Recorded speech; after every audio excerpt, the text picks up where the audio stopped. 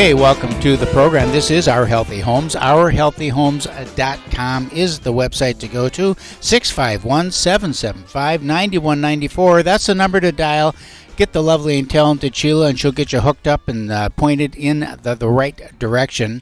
We're talking about the 4 pillars of a healthy home. We're talking about your real estate, your ecosystem inside that real estate, your body, and your mind. All 4 of those pillars need to be strong and powerful, or the roof comes tumbling down. Mm-hmm. We are here today with Catherine Tryon. Catherine is a health advocate who has been on the show many times. What you may not know, in fact, I did not know it until just this week. Catherine played professional basketball in Europe for almost 3 years. So if you're someone that you care about, is working hard towards their peak performance, today's topic is essential in that it will help you get there. Now, Catherine, health coach extraordinaire, welcome to the show. Well, thank you, Keith. All right. Okay, so before we get rolling, I want Sheila to tell us about the Muffin Top Meltdown. Just a quick blurb about that and how people can get signed up for the Muffin Top Meltdown. Muffin Top Meltdown. You're over 40, you've been struggling, and you're ready to take on that muffin top and melt it away. I've got just the journey, and I'm here to help you with it. So you go to OurHealthyHomes.com, click on the Muffin Top Meltdown button. There'll be a free guide there for you, and then you can reach out and set an appointment to give me a call, and we'll have a chat and see if it's right for you. Super duper. All right, so Catherine, I gotta believe. I got that from Sheila because she always says I gotta believe. I know. It drives me crazy when she says it too, but now she's got me saying it. Yeah, well, maybe you she know, got it's it from catchy. you. Okay, so when you're traveling, and this is true for all people, you as a professional athlete, it obviously was, and for anyone that's working in the workaday world, salesmen that travel for a living or just going to and from work, the disruption of travel, the stress of winning is huge. And even in the workaday, you want to win. You want to be the best one in the office. You want to be the top one on the team. The emotional feelings of being away from family and friends, weighs heavily on you. The physical punishment on your body from daily practice, the workouts, the games, just the constant thing. You need to be able to recover from that. And so I'm thinking about today's show. Today, the topic for the day, we're talking about sleep. And sleep is so important to that recovery. And I want to just frame it, if I could, in the really the structure of our program. I want to talk about the structure, the ecosystem, your body, and your mind, and how all of that might impact your sleep. So first, if you could just give us I just want to hear a little story or two about your venture in Europe when you're playing basketball, and how did that impact you and your health, and how was sleep important to you, and how did you accommodate all that? You're going around the countries, you're playing, you're just constant pressure and stress, on your body, loneliness. How did you handle all that? Oh, well, those are great questions, Keith. And There's a lot of them. yeah. And what I can tell you is that, like, most people that are in their 20s are really not paying attention to much else besides what's in front of them. So what was in front of me was get to the game, make sure I'm fed, and make sure that I'm strong enough to play. As I at practice, all that stuff. So at 20, I'm not really thinking about how I feel about stuff. I'm just like doing the thing, whatever it is. Unconscious about the rest of the world because A, the sun rises and sets around me, at that age, you're invincible and everything. And then B, like, that's really my focus. I was there to play ball. So, I mean, my whole focus was playing ball. The good news was that I was a good sleeper. And so my sleep was disrupted, or my life was disrupted. So I was on pure adrenaline for the first year because I was like, new country, new language. I don't know what you're saying. I'm at a party. They say, let's go to the party. I go, okay, great. I'm thinking I'm 23 years old. Right. I'm thinking we're going to drink beer. We're going to have some foolishness. I go to this party. We're sitting around drinking coffee. Wow. Like, what's up with this? I'm like, where's the beer? Where's the kegger? Yeah. You know? Yeah.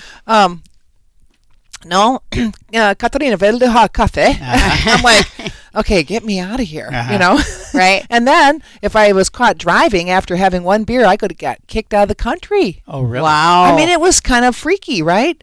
Strict. So I mean, I was like so out of my game, so out of my element, so undone by so much, but having the time of my life because I didn't know I was, but looking back, I see that it was. Mm-hmm. But at the moment, I was just putting one foot in front of the other. Trying to survive. And right, exactly. So my adrenals were pumping out cortisol like all the time. And then in the games, it's a faster game. Right. Basketball is a completely different game in Europe than it is here. Okay. You know, like the referee blows the whistle, we take the ball, we walk to the corner, and ready? Everybody ready? Here's the ball. Go ahead, put it into play. In Europe, it's like they grab the ball, run to the sidelines, bam, put it back into play, and it's like snap, Super snap. fast. I was like, whoa, what game is this, Mm-hmm. right? You know, so I mean, several of the rules were familiar, but a lot of it wasn't. And Okay. so pure adrenaline. Pure adrenaline. Well, I traveled for the first 3 years of my career, and I was on the road literally 9 months out of the year. Mm-hmm. So slept in hotels or didn't sleep in hotels. Different rooms every week, different place every week. I want to talk about structure a little bit. How does the physical environment of a bedroom, such as the mattress, the bed frame, affect sleep quality? What tips can you offer to create a sleep conducive bedroom? Great question. Again, so one of the things that people don't pay attention to is color. So what color will bring in some calming environment? And so color is a really big thing. Then everybody says, sleep in a cool bedroom. But really, it's about preference, right? So do you like us sleeping in a cool bedroom? Do you like sleeping with your critters? Some people have what they call sleep divorces, where they sleep separately because one partner snores and the other person is a light sleeper. One's on the CPAP machine, one, Exactly. whatever the thing. Right. So all that stuff does impact your sleep, absolutely. Structure is it can be a problem, and then you can just not make it a problem. You can, if you can get yourself past all of the things need to be right to sleep, and you can just get to the point where you believe that when your head hits the pillow, you're down and you're gone, then it doesn't matter about structure. Well, Sheila, it matters. Trust me. Yeah, of course. And as It we matters. get older, it matters more. What does talk about, like the quality of bedding and sleep accessories? What does that play into achieving a good night's sleep? Are there any specific recommendations, like around pillows or sheets or sleep mats or sleep aids of one kind or another? Well, first and foremost, I think it's important to make sure that your bedding smells the way you like it. Because if you go in and you go to, like, for instance, I go stay at other people's homes and I crawl into their sheets. I sometimes can't sleep because the dryer sheet, the sheets. chemical in the laundry detergent that they used. Yeah. Exactly, is so off-putting and so chemical that I get a headache. Therefore, then I am struggling. So I have to figure out how to do that. But so the structure could be like, is it an organic mattress? Is it, are the sheets and the pillows and the pillowcases all things that smell good? And then do they support you in your ability to just relax into the situation and let go to sleep? Well, with that in mind, when we come back, maybe we hit it right now. I want to talk about the inside the house and the ecosystem. Give me the impact of air quality and some of the indoor pollutants and those types of things that are sleep disruptors, and how can a homeowner improve their air quality to get a better night's rest? All that stuff is super helpful to have those as a supporting structure for you to be able to lay down and trust that you're going to just drift off and let sleep take you. And so the indoor air quality is one of the worst things that we put ourselves into, and more people are not getting outside. So having either knowing that you have a HEPA filter, or that you are doing things like diffusing essential oils, or keeping the dust bunnies down, all that stuff. Oh, cleaning the house, you mean? Yes, it's critical. Did you take note of that, Sheila? I did. Get I did the dust take note of bunnies that off the floor, because that's why I'm not getting proper sleep. 'Cause Okay, got it. I got the dust bunnies coming Got out it, from got underneath it. the bed. Oh, plugging nailed my it. nose. I'll work on that. This Yep. is Our Healthy Homes, Thanks, Catherine. ourhealthyhomes.com. Catherine Tryon, the sleep coach extraordinaire, is on the show. She's going to tell you how to get a great night's sleep right after we come back. Welcome back to the program. Thanks for staying with us. This is Our Healthy Homes, ourhealthyhomes.com. 651-775-9194, 651-775-9194. We have Catherine, the sleep coach, in the studio. If someone's having a hard time getting to sleep, getting a full night's sleep, maybe waking up multiple times a night, and they want to reach out to you because you're going to put them to sleep, give us some contact. How can they get a hold of you? Oh, sure. They can go to CatherineTryon.com, and that's Catherine, CatherineTryon.com, or they can just simply call me. Okay. 608-843-2345. All right. So, And you have a free consultation. I have a free 45-minute initial conversation that we can have to see if we're right for each other, because I think you can't really work with somebody unless you trust them and have a rapport right, have with them. confidence that they're going to be able to help you. All right. So then, what's kind of the normal? How many times do you interact with them? How to kind of just explain how that whole thing works? Right. So a lot of people want to know that, like, okay, how many sessions am I signing up for? And this is a little bit of a trouble spot for people that ask the question when they're coming to work with me, because if I say it takes 4 to 6 weeks to sort of get you back to normal sleep, then they think if they haven't made it in 4 to 6 weeks, they have pressure on themselves to get there. And so emotional, psychological pressure. Well, that's exactly. right. Yeah, exactly. You know what? That's huge. I know. Absolutely. And so if I say to you, well, let's discuss how long you've been here. Let's talk about how many years or months that you've been not doing this, and what would you like to get out of being? Well, it kind of depends on them. Yeah. That's absolutely right. It depends Right, it on does. you. Yeah. I mean, if you've got a lot of stuff from way back Right. that we've got to work through that Right. you're thinking about at night subconsciously. Right. You And know- are you on medications? Do you want to get on medications? Do you want to stay on the medications? What is your conversation with yourself around medications? What's the conversation? And that's really the whole key to everything, is your conversation with yourself. And it is my job to really create a safe environment for you to be able to tell me what that conversation is, so that we can either find out if that really is the an accurate story that you're telling yourself, or is it something that you've just made up out of fear? Right. And so that conversation is the one that we really unpack together. And fear haunts people. Fear is the driving force behind all insomnia. Yeah, it haunts people. All right, so the temperature, I want to talk about you're in the house. I'm going to talk about what's inside there, inside the room, inside the air. The temperature and humidity levels affect sleep comfort. Right. And you hear it all the time. You should sleep in a cool room. I sleep in a cool room, and I'm chilly. I can't go to sleep because I'm too damn cold. Right. So I like it a little bit warmer. Blankets, no blankets. Some people like sleep on top of the blankets, and other people they like feeling the weight. And you can even buy weighted blankets. You can, absolutely. And so talk through that.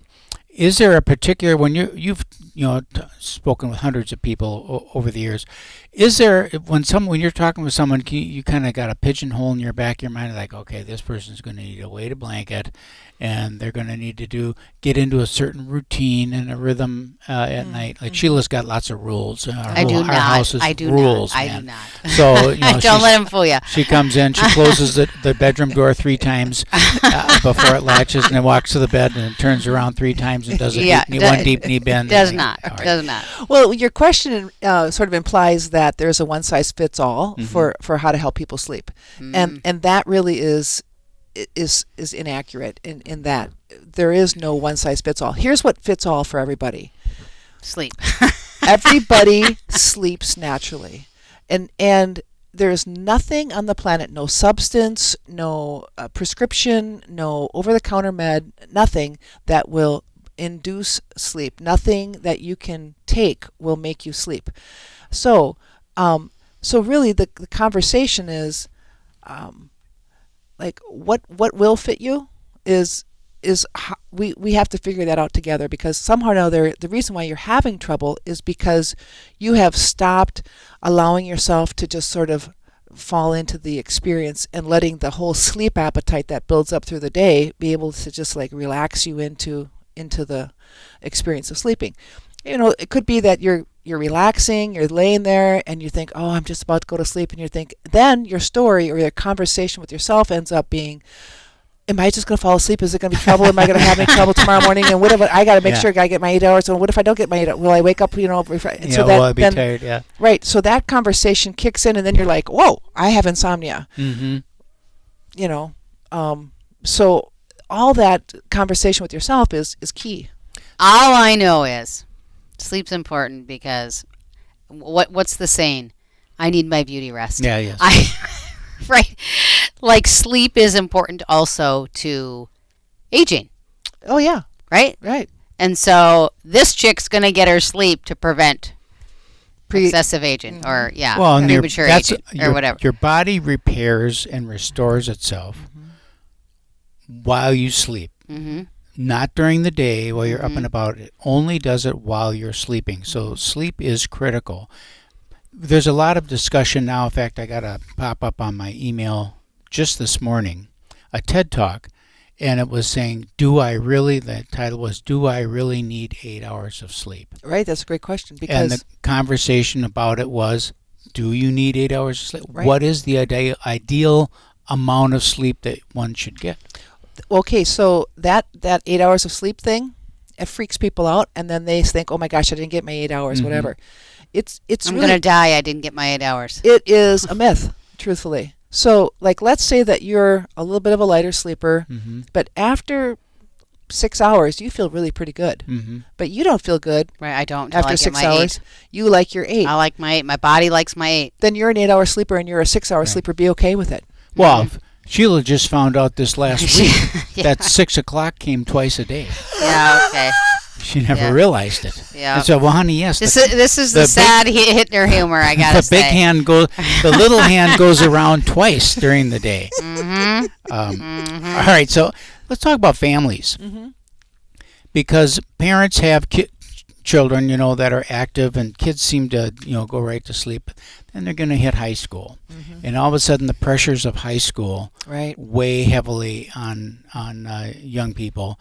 And they seem to, I don't know if it's because they require less sleep or because they can't sleep, but they have a hard time, many of them have a hard time sleeping, and they don't seem to be rested. What can one do as a parent to help their teenage child or their children get that deep and restful sleep that they need so that they can learn and be active the next day? I think the whole conversation around children and younger people today is going to come back to a conversation you and I have had lots of times, is about how many chemicals are in their world. Okay. And so does that child or youngster or teenager or teenager, does that child have a lot of chemicals that they're exposed to every day? Are they drinking monster drinks? Are they eating a lot of sugar? Or yeah, right. And all of the above, right? So all that is eating before they go to bed. Oh Lord! You got to have the bowl of ice cream before you go. Yeah, right. Right. There is a recipe for some insomnia. So with some Frosted Flakes on it. Right.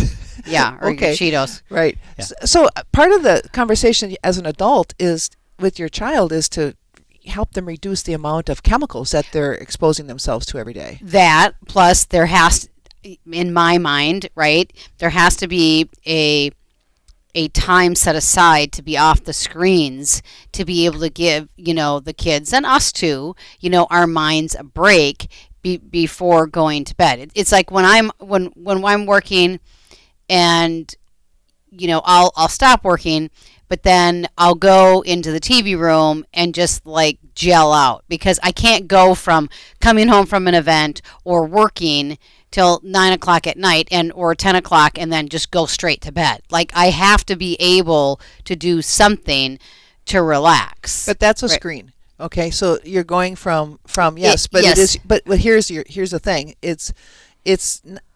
do we need to stay away from screens? It would be a great idea, Yeah, right? right. Of course. But it is your routine that you've set up that gives you permission to settle down. So however you give your child permission to settle down and get into their routine of relaxing and then going to bed. Plus, what are the expectations from the parents for that child? Are they that there should be an A student, and so therefore are they really pressing them there? Are they an A student plus they're an All-American plus they're all this stuff, and they're the Type A child on and their they volunteer on weekends? Right. Or right. are they being pushed to be that Type A? Yeah. So Type A's have trouble sleeping. Part of the thing.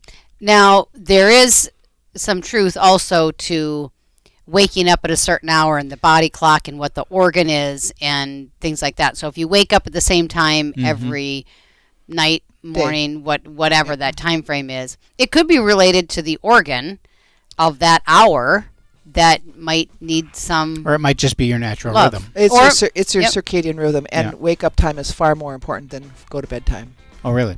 Okay, we're going to come back. I Yeah, want to let's talk a little talk bit about about lifestyle factors like nutrition, exercise, and how that all ties into your sleep. This is Our Healthy Homes, ourhealthyhomes.com, 651-775-9194, or go to ourhealthyhomes.com.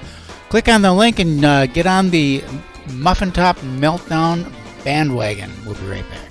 Welcome back. Thanks for staying with us. Appreciate it. This is Our Healthy Homes, ourhealthyhomes.com. 651-775-9194. The lovely and talented Sheila. She'll tell you about the Muffin Top Meltdown, how to get rid of that Michelin tire around your belly. 651-775-9194, or go to ourhealthyhomes.com, ourhealthyhomes.com. Click on the link, download the free 7 tips to reduce that. What is that 7 tips, honey? What is it's that? a guide. A guide, 7-tip guide to get rid of the muffin top. Yep. And of course, then we have, it's a teaser. Then we have, well, it kind of gives you a little framework, and then we have the program. You call for a free 30-minute onboarding consultation, kind of see if it's right for you. And if it is, we're screening you as much as you're screening us, just so you know. Because if you're not serious about it, then continue to eat Frosted Flakes. And if you are serious about it, this works 100% of the time, and it's guaranteed. A year from now, you'll be a different person. You'll thank us. Okay, here we go. Sleep. We're talking about sleep. Catherine Tryon, world-class athlete and health and wellness coach and certified sleep coach. We're talking about sleep. The most, probably the most important thing that most people do every day is get their sleep. So when we went out to break, I wanted to know how lifestyle factors like nutrition, exercise, dip into sleep quality, how it impacts them. And are there specific dietary choices or fitness routines that can promote better sleep? Well, you're hitting all the nails on the head there, Keith, because yes, getting exercise during the day is going to help you sleep better. I mean, that's a no-brainer, right? Is it a no-brainer? I didn't know that. Oh, yeah. The more you move your body, you sort of... Okay, so let's say you've been working at the computer all day and maybe you go to work for that, or maybe you work from home for that, but you're in a position hunched over, you're ergonomically just kind of compromised, and then you're impacting all of the radiation and all of the stressors of doing all that, whether that program's working for you or not, or the person you're interacting with is working with you or not, and then to just go then sit down and eat, and then go watch TV, and then go to bed. If the most exercise you get is between the computer chair and the bedroom or the kitchen, then you're just accumulating toxins, and you're just moving all that stuff nowhere. It's just sitting there. So exercise is going to help you reduce your stress. It's going to move your lymphatic system, and especially if you're eating badly, it's going to help you keep your blood sugars in a range that are better than if you're not moving. Okay. So, because when you move, when you're moving, basically insulin can get it, out of your bloodstream in one of two ways. Either it's going to be pushed into the cells from insulin, or what you produce normally out of your pancreas, or the muscles are going to pull it into the cells. Okay. And so movement helps keep your blood sugar down, helps you get better sleep. Now, movement doesn't, I mean, we're not talking about, running a marathon. Right. It really is as simple as, a walk for 30 minutes. Jump rope. Mm-hmm. Like if you don't have a gym membership, there's things that you can do. Well, you do 100 push-ups a day. I do. You don't go to the gym. No. Right? I just go pay to the gym. Membership every month. Yeah, I like to go to the gym, right? But he likes to do it at home. I like body weight exercises. Yeah. Well, you can get on YouTube and find any place. If you like yoga, you can do yoga. Oh, yeah, right. There's sort of, like you can do dancing on YouTube. You can find anything on Chemical. YouTube. That was an old 80s gal.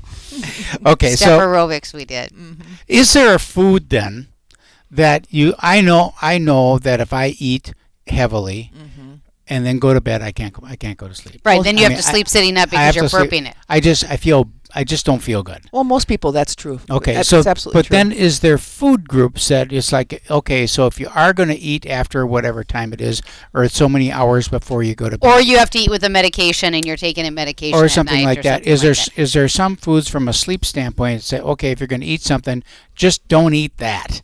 Eat this instead. Are there food categories that probably easier to say what to eat? What to eat? Are there food categories that are more in harmony with sleep?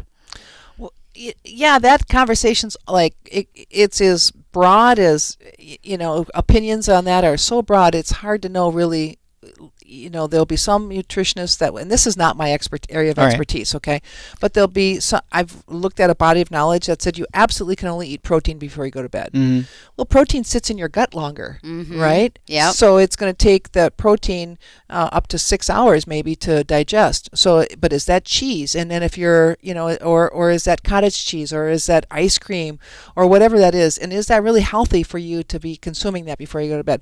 Or what if you eat an apple before you go to bed with that? And that's something that's going to be digested faster and it's going to be less toxic, but what if that just doesn't do it for you, and emotionally you're like, I can't do an apple before I go to bed, and so that it's funny because I'm listening to you and I'm just kind of reflecting on my own self. What's your emotional issue that you're having needing that ice cream with Cheetos before you go to bed? I don't need it before I go to bed, but before I go to bed I do almost always like to have a bite of something, and not a lot, just like a bite of something, and it's always a protein. It's either going to be a piece of cheese, or it's going to be a bite of meat, or something. And rarely do I want to go into the refrigerator and take anything with sugar, any kind of sugar at all. What were you going to say? Well, if I take my nighttime supplements. Just before I go to bed, then I feel like I need a bite of something. Yeah. Like if I take them a couple hours before, then I feel like I don't, because they've like moved down a little bit. But to just put my supplements in and then go lay down, it doesn't feel. It doesn't work for you. It doesn't feel right. But I'll eat a couple of grapes, and it's 2 grapes. I mean, it isn't like I'm sitting down and eating, a piece of apple pie. Right. Or something. It doesn't need to be a lot. Well, so whatever it is that works for you, then works for you, right? And I think that's the bottom line. I mean, in overall, if you said you're having trouble and you're like, oh, but I eat a bowl of ice cream every night before I go to bed. We're going to talk about that. I would invite you to review that overall. Good. I know. My parents are ice cream eaters, before bed every night. So good. Oh, yeah. I have a question. All right. Are we done on that topic, or did you want to add more to that, the food thing at night? No, you can go on. Ask your question, honey. Okay, so I was hoping there's you would ask a question. Good. There's so many sleep aids that are over the counter. I have to, knowing what I know, right, about health and wellness and everything, I have to believe they're almost doing more harm than they are good to people. Well, what would your opinion be on those? Well, we started off our conversation with my statement that there's nothing, no chemical, no over-the-counter, nothing that can make you sleep. You just sleep. That's just part of built into you being born on this planet, is that you have a built-in sleep mechanism that's never broken. You may mess with it, but all those things are sort of a double-pronged adventure, let's call it. Because let's say that you've been taking Benadryl for the last 25 years, like a client of mine did.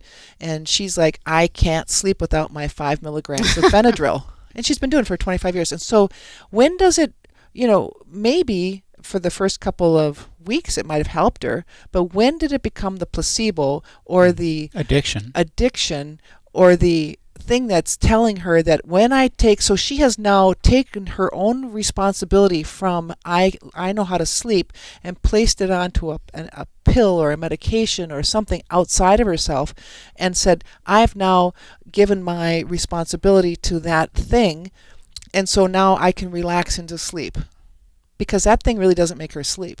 Well, it's interesting because now the next thing I want to ask you about is bedtime routines.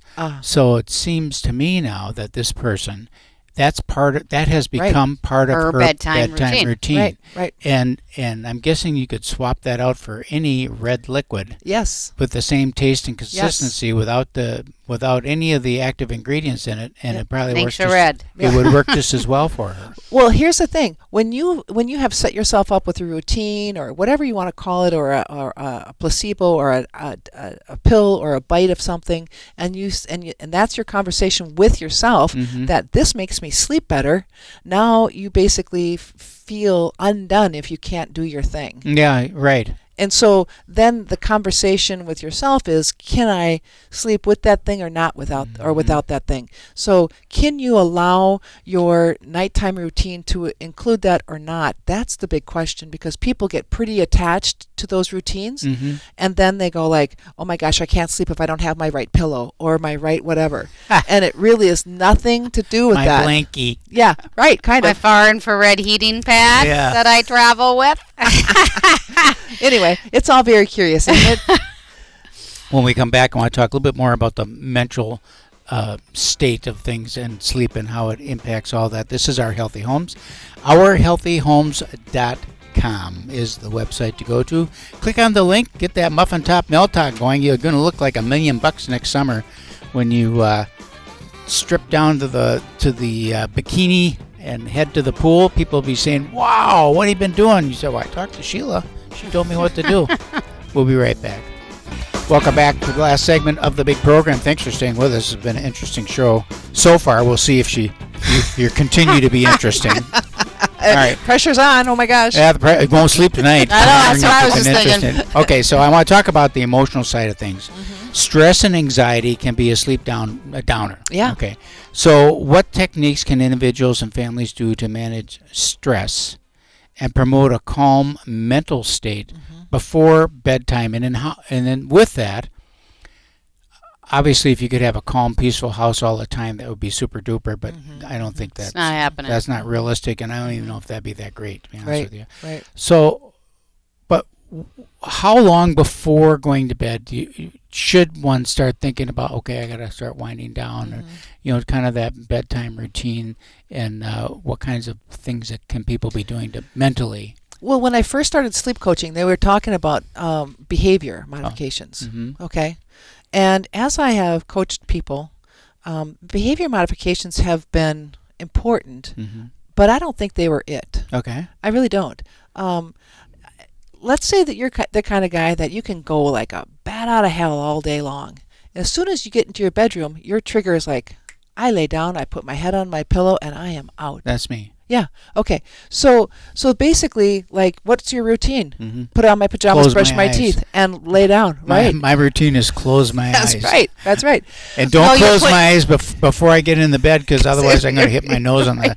Yeah, you got to put your castor oil in your eyes. Yeah, I put my castor oil in my eyes. So there are people that have. They understand how to deal with the stress, or they understand how they deal with their own stressors.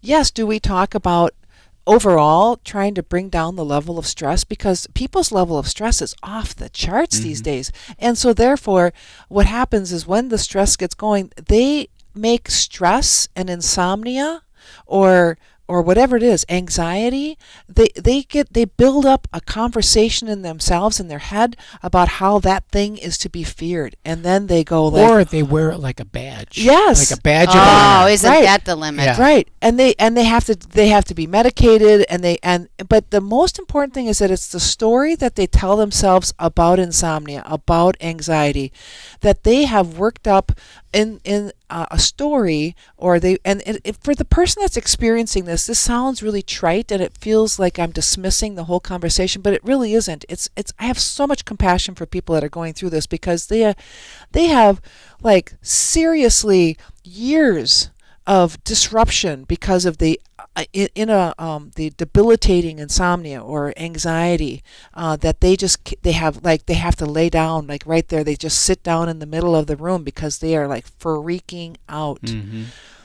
So what goes on is, if they don't feel emotionally safe in their minds or in their bedrooms or whatever it is, like people that get really worked up about insomnia find that insomnia is something to be feared. They're like, holy cow, I'm going to go to bed. I have to fight the demon of insomnia tonight. Right. I have to fight with anxiety today, and I have to fight this whole thing. And so they work themselves up into a lather around it. And again, it sounds really trite. It's not meant to mean that. It's just that this is what I found, is that like it really, behavior is important, but it's really about the story you're telling yourself and what's going on in your mind.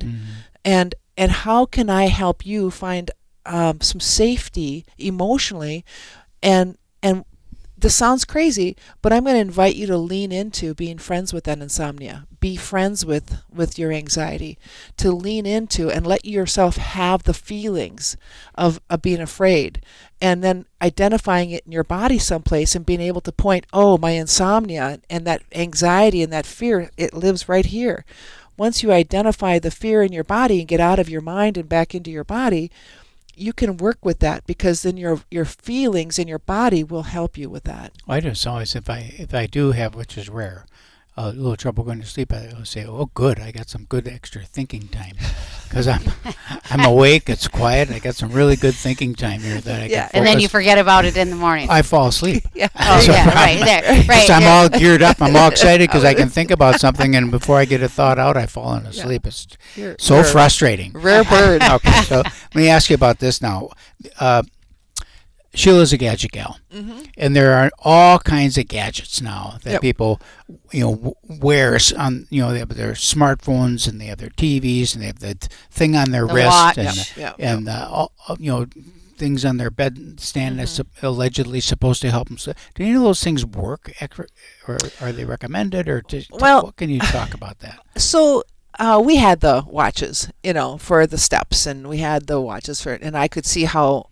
And here's the thing: we were both talking about how much sleep we got last night, and it ended up being sort of a oh my gosh, I didn't get enough sleep. Oh my gosh, I was awake during. Can you see how many hours I was awake? Oh, look at there! I didn't get deep sleep. Oh my gosh, I didn't. Yes, exactly. I didn't get my REM. And I thought to myself, this is crazy. I am hooked into the conversation, and I know better, but there I am, calculating my, the steps. Okay, that's kind of fun. But the sleep thing, I thought, I can't wear this, because it's creating a conversation for myself around how I'm doing okay or not doing okay based on what, on a standard out there that isn't even my standard. It's based on some ideal that isn't really about my own journey with sleep. I have a conversation with a girlfriend all the time, and she's got to tell me what her sleep pattern was last night, and I say, throw that thing away.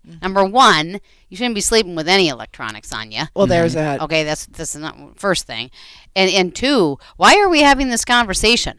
Like, you're just wearing the badge that I didn't sleep well. There's the old adage out there, what you focus on expands. Exactly. And if you're focusing on how you're not sleeping, or how you're not this or you're not that, you're going to get more of it. That's exactly. So right. you're going to get more not sleeping, or more not doing something else if you focus on that. So maybe it's distracting yourself through other things. Meditation. Have you found that meditation, things like meditation, yoga, all those things, do they have an impact? Are they helpful? Oh, absolutely they do. I'm an avid meditator, And breathing. and breathe. Oh, you guys! If I can encourage anybody to read a book, it's called "Breathe" by James Nestor, or "Breath," and I have a lot of my clients are now putting a little piece of tape right up and down underneath their nose to their chin, because mouth breathing is huge, and I got my mom to do it, and because she snores like a freight train,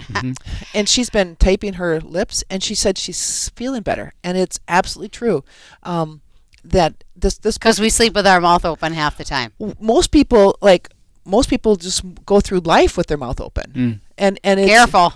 well, yeah, and the whole thing is Well, if your mouth isn't open, how are the spiders going to get in and out? exactly, and the candy Right. after Halloween, Right, you know. right. But really, mouth breathing is an epidemic, and it's not good. The mouth was not designed to breathe. Your nose was designed to breathe. Okay, now that doesn't mean that it has to be some special tape that you're going to search, for hours to find, because now I got to have this tape in order to sleep, and I got to have the right tape in order to sleep. It's tape, people. Yeah, Right. Whatever tape you got decide. the muscle tape, you got the nurse tape, you got the scotch tape, get your double-sided tape. That's There what I you go. got, right? Whatever it is. Yeah. Because the spiders will just stick to that, and then you can see them in the like morning. insect repellent. You won't be eating them. You'll be sticking All to the in tape. one. Right. Exactly. I want to mention some upcoming events that we've got. Okay. So today at 4 o'clock is a holiday swap event. So go to ourhealthyhomes.com, check it out. Just register. We'd love to have you. We're going to have chili, the mocktail, the bar will be open, and we're going to play a white elephant game. So if you come empty-handed, don't worry. We've got something. We got something for you. And then the 13th is a Zoom, and this we like to share testimonials of what people have experienced with different products and things that they've used for certain things. And then we do have an in-person pets. So happy pets. I'm a big believer that they take on way too many chemicals as well, and dogs are just too sick. And so we're going to talk about what you can do for your pet. And then we've got our sleep. All right, our sleep Zoom is the 16th, November 16th at 6:30. So you go to ourhealthyhomes.com, click on the events tab, register there, and we will send you your login access. Let me ask you this, Catherine. Now, you help people all over the country, so it isn't an in-person coaching. You're talking to them like over Zoom or. Mostly we talk. It's funny, but mostly I talk on the phone. Okay. I mean, it's old school, but a lot of people just like talking on the phone. Okay. And that's their preference.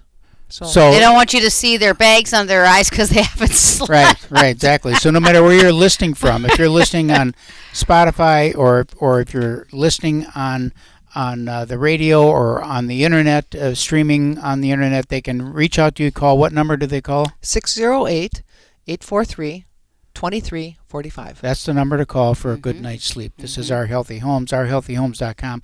Go to the ourhealthyhomes.com. Go to the website.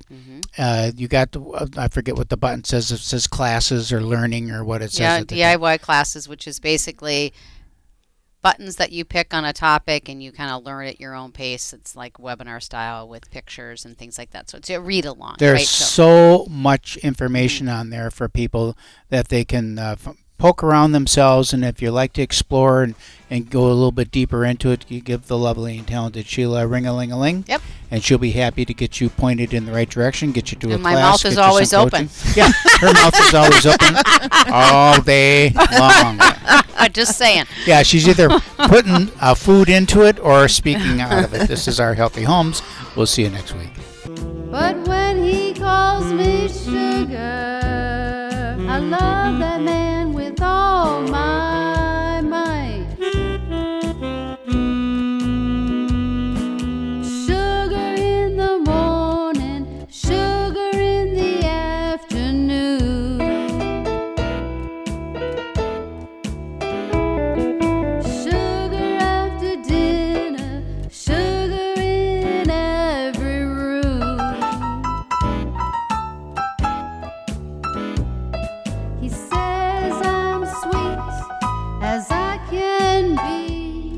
When he calls me that name, it does things to me. I tell him, honey, you can call me sugar.